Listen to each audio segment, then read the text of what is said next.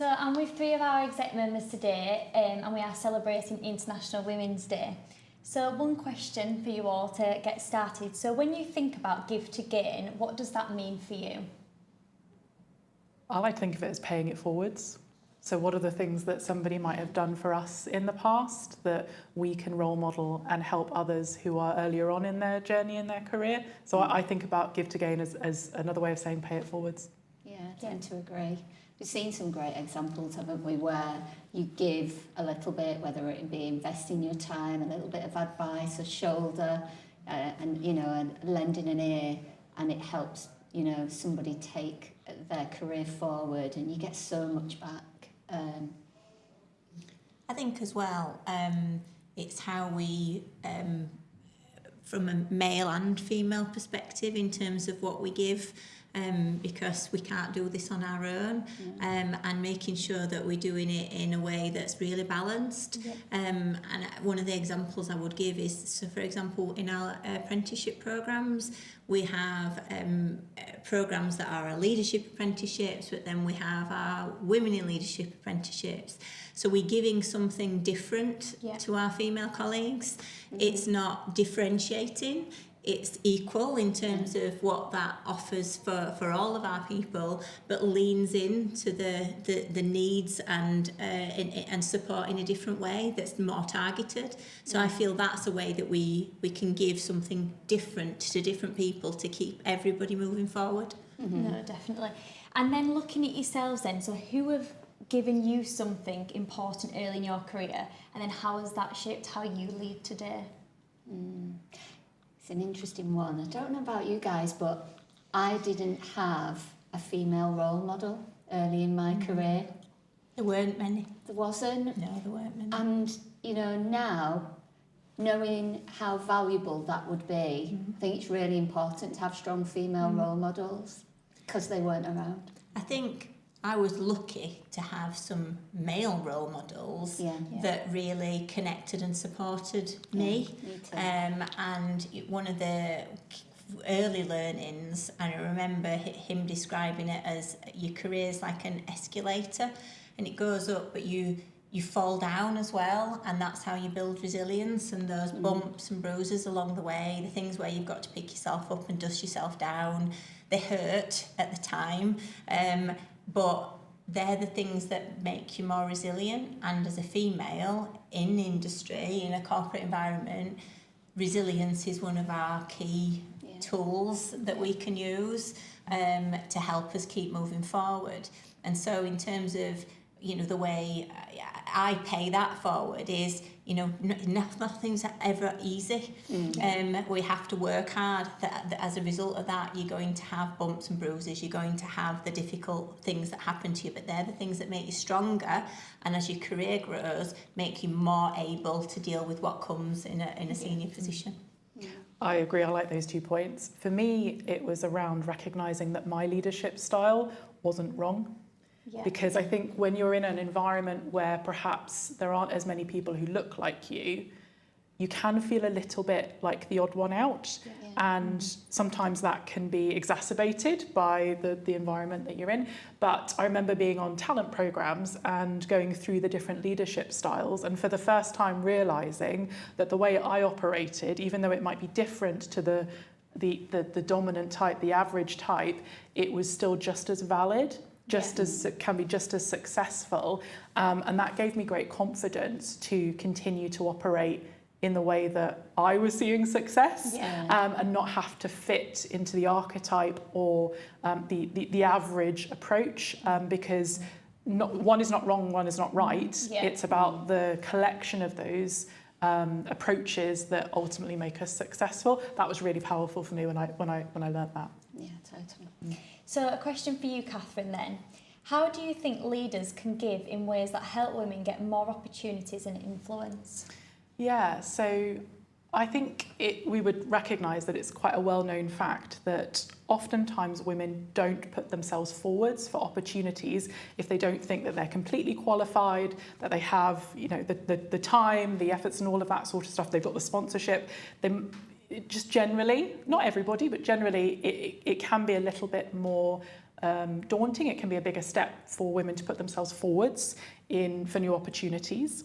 And also, it can be that women don't self-promote as much, so they might also not be noticed for as many opportunities as other people. So my biggest ask of leaders in our industry would be to reach out, to make sure that when you are operating within your teams, you try and gather the inputs from all of the team and then help support them on their journey. Because as soon as you're able to have that conversation and say, is this something you've thought about?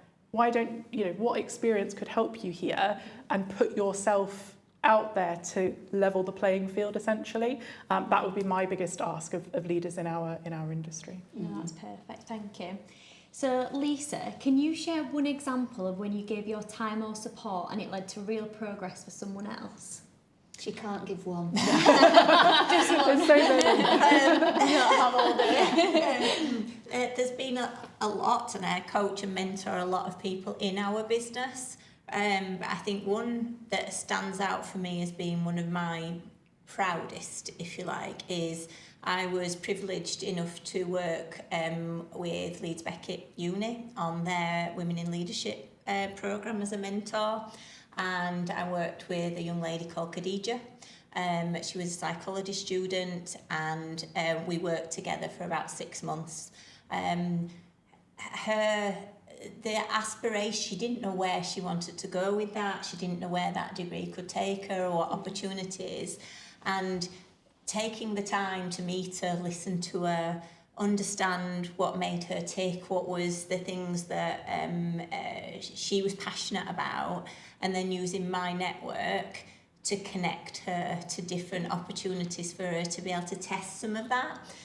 Working with Ravenscliffe School, going in and seeing the type of work that she could do. And the throughput of that 6 months in, it was like she just blossomed. And her drive, ambition, clarity, there were still lots of steps for her to take, but there was a fire inside her that was so different to day one in terms of what she thought she could achieve. And so for me, that was just me using my connections, my network, so asking some questions that helped provoke her thinking, helped her to go on a journey. So that's a number of years ago, but it's one of the ones I'm most proud of. Yeah. So Sue, in the insurance industry, where do we still need to improve the culture so women can grow into leadership roles?